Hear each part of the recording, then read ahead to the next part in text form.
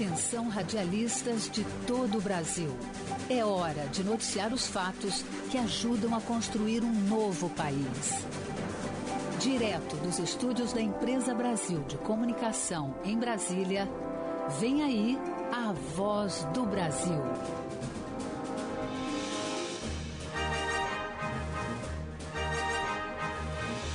Em Brasília, 19 horas.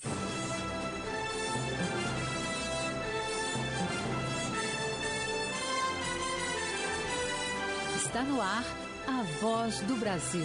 As notícias do governo federal que movimentaram o país no dia de hoje. Olá, uma boa noite. Boa noite para você que nos acompanha em todo o país. Quinta-feira, 13 de janeiro de 2022. E vamos ao destaque do dia. Brasil recebe primeiras doses da vacina para crianças contra a Covid-19. Estados e Distrito Federal começam a receber imunizantes nos próximos dias. Júlia Ballarini.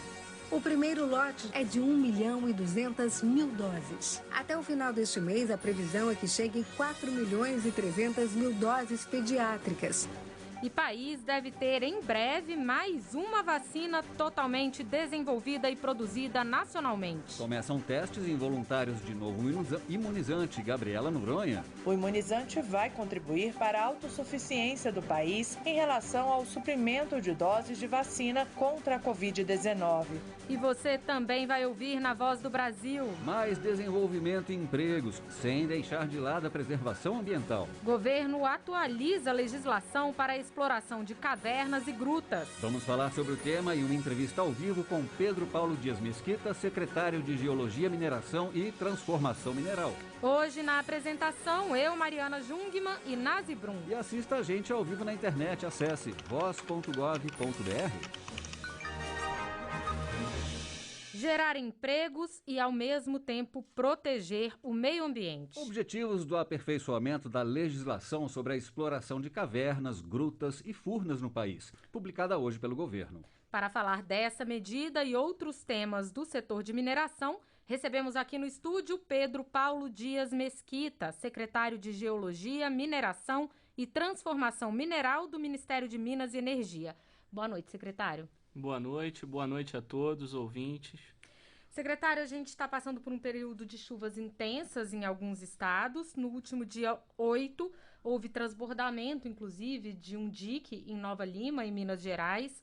E a gente queria saber, então, assim, isso aumenta, né, a preocupação com as barragens. Então, a gente queria saber hoje como está a situação das barragens no Brasil. Então, sob a orientação do nosso ministro Bento, nós acompanhamos atentamente esse evento e contamos com a pronta atuação da Agência Nacional de Mineração no local, a fim de garantir justamente a segurança da estrutura e evitar maiores danos. Hoje o Brasil ele possui cerca de 900 barragens mapeadas pela nossa Agência Nacional de Mineração, a ANM. Metade delas são muito pequenas e sem potencial de impacto significativo, enquanto a outra metade, mais precisamente 454 barragens, apresentam volume, altura ou outras características de maior significância e, portanto, são inseridas na Política Nacional de Segurança de Barragens. Para as barragens que são inseridas na Política Nacional de Segurança, a ANM exige a realização de inspeções periódicas e os empreendedores eles emitem uma declaração de condição de estabilidade a partir justamente da verificação dos parâmetros e fator de segurança dessas barragens. Então, dessas 454 barragens, nós podemos afirmar que 90% delas se encontram em perfeito estado de funcionamento e são classificadas como sem qualquer emergência. As demais são classificadas com algum nível de emergência. Então, a agência ela classifica entre níveis 1, 2 e 3. Os dados mais atualizados indicam que hoje há 32 barragens em nível 1, sendo 28 em Minas Gerais, e as barragens são classificadas em nível 1 por apresentar alguma alteração ou mau funcionamento que demandam uma ação de correção em inspeções diárias. Em nível 2, nós temos apenas 9 barragens, todas elas em Minas Gerais, que apesar de algumas ações adotadas, ainda mantêm uma alteração ou mau funcionamento não controlado e demandam inspeções especiais e novas ações a fim de de evitar e eliminar essa alteração. E temos também 3 barragens classificadas no nível 3, que são barragens para as quais há um risco iminente de ruptura. Só que essas 3 barragens, todas elas possuem hoje o que nós chamamos de backup dam, que é uma espécie de barragem de segurança que ela contém o fluxo da lama em caso de um eventual rompimento. Então, essa barragem de segurança ela já foi concluída para essas 3 barragens que estão classificadas ainda em nível 3, provendo segurança quanto a um eventual evento, uma eventual ocasião de rompimento. Agora, secretário, as pessoas que moram perto de barragens, elas podem se sentir mais seguras com as medidas que já foram adotadas pelo governo? Como eu falei, as 3 barragens que estão atualmente classificadas no nível 3 e que, portanto, caracterizam um maior risco, elas possuem essa estrutura jusante. Então, caso haja algum evento, já há uma contenção, uma barreira de segurança que permite interromper um fluxo de lama que poderia decorrer desse evento. A ANM ela disponibiliza o acesso público a todas essas informações, visando prover justamente aos cidadãos maior transparência, a interação com esses dados, e isso tudo no Sistema Integrado de Gestão de Barragens de Mineração, que chama SIG-BM, é acessível a qualquer um pela internet.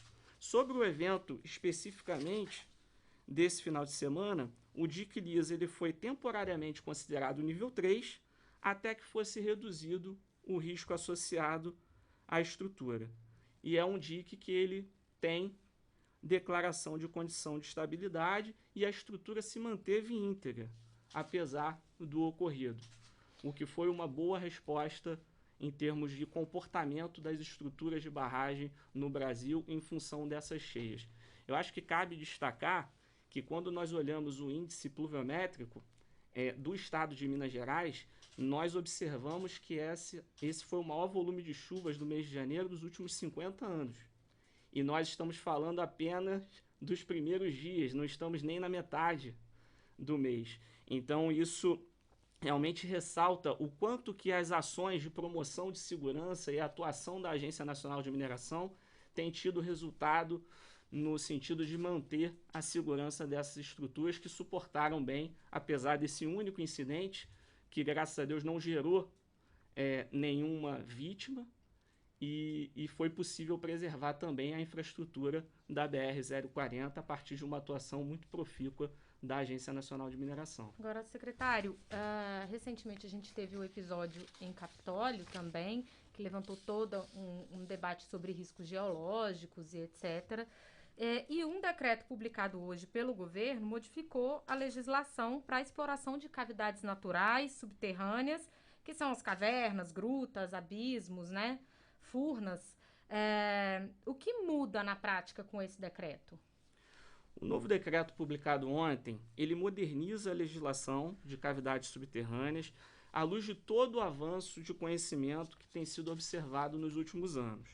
Então, o conhecimento científico, tecnológico na área, ele cresceu exponencialmente, movido em grande parte pela necessidade que há de se classificar as cavidades em diferentes graus de relevância, máximo, alto, médio ou baixo.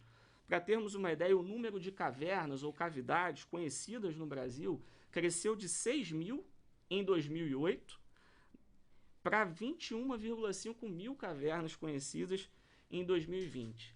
E o Brasil ele tem um potencial de mais de 300 mil cavernas no nosso território. Então, considerando esse novo cenário, um novo estado da arte em termos de conhecimento acumulado por intensos estudos, experimentos, a própria vivência prática dos dispositivos legais de preservação de cavidades, foi possível ampliar as possibilidades de compensação ambiental para empreendimentos que afetem cavidades de grau de proteção alta, de forma a permitir uma aplicação mais eficiente dos recursos destinados justamente à preservação ambiental. Além da preservação de outras cavidades similares, o empreendedor ele pode optar por outras formas de compensação com maior nível de proteção, isso definido de comum acordo com o Instituto Chico Mendes de Conservação de Biodiversidade. A atualização proposta ela prevê que no âmbito do licenciamento ambiental, isso é importante reforçar, que todas essas atividades elas demandam o licenciamento ambiental, o órgão licenciador ele vai exercer a competência de avaliar a realização da atividade ou do empreendimento em vista de seus resultados e impactos ambientais, econômicos e sociais. No caso das cavidades de maior relevância, só pode haver impacto nessas cavidades por atividades de utilidade pública, mediante licença ambiental e com a preservação de outra cavidade com atributos ambientais similares e desde que não gere a extinção de espécie que conste de cavidade impactada. É assim que o decreto ele posiciona o Brasil com uma legislação de proteção de cavidades e desenvolvimento sustentável entre as mais rigorosas do mundo. Agora, secretário, o senhor poderia dar para a gente alguns exemplos de empreendimentos que podem ser feitos? Que obras que são feitas perto dessas cavernas? O novo decreto ele cria uma possibilidade de investimentos em diversas infraestruturas. Então, hoje o Brasil conta com alguns projetos que perpassam e que têm o seu trajeto muito próximo de diversas cavidades. Então, esse decreto ele orienta o empreendedor e o órgão licenciador ambiental a trabalhar da melhor forma a proteção dessas cavidades, ao mesmo tempo permitindo, sob determinadas condições apenas, que esse empreendimento ele avance, trazendo desenvolvimento econômico e social para aquelas regiões. Pois é, e aí há uma estimativa, então, secretário, de quantos empregos podem ser gerados com essa modernização da legislação? Nós temos trabalhado nessas estimativas. Os setores de infraestrutura, eles são muito impactados e são setores de base. Então, sempre que nós olhamos para um avanço nessas infraestruturas, o desdobramento em termos de geração de renda e empregos, ele é exponencial. Tanto por conta dos empregos gerados na própria fase de obras desses empreendimentos, que são em geral grandes empreendimentos, mas também pelas atividades que são beneficiadas e que afloram no entorno desses empreendimentos. Para o caso, por exemplo, de infraestruturas de mineração, nós estimamos que essa modernização ela poderá permitir um aumento de cerca entre 10% e 15% da produção anual, por exemplo, de minério de ferro. Isso levaria a um volume de empregos, somente olhando para a mineração, que poderia alcançar da ordem de 10 mil empregos. Certo. Nós conversamos então com o secretário de Geologia, Mineração e Transformação Mineral do Ministério de Minas e Energia, Pedro Paulo Dias Mesquita. Secretário, muito obrigado pela entrevista à Voz do Brasil. Obrigado mais uma vez, obrigado, ouvinte. Momento Saúde. Chegou hoje ao Brasil